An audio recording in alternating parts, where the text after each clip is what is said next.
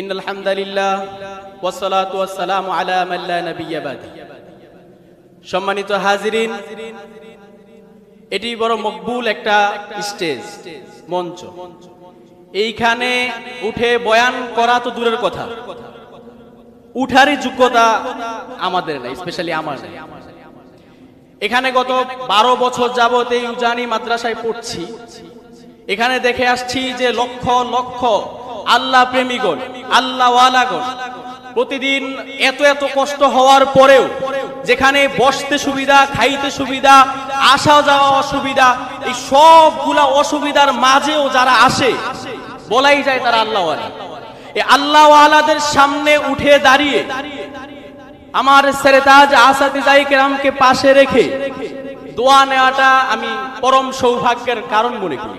সেজন্য উঠেছি, বয়ান কোনো মূল উদ্দেশ্য না। ইনশাআল্লাহ আপনারা সকলে দোয়া করবেন আমাদের এই কাফেলা যেন গোটা বাংলাদেশে ইসলামের সেবা দিয়ে যেতে পারেন এবং গোটা বাংলাদেশের ইসলাম হারা, পথ হারা মানুষদেরকে সঠিক পথের দিশা দিয়ে একসাথে একই কাফেলা হয়ে জান্নাতে পৌঁছে যেতে পারি। আসসালামু আলাইকুম ওয়া রাহমাতুল্লাহি ওয়া বারাকাতুহু।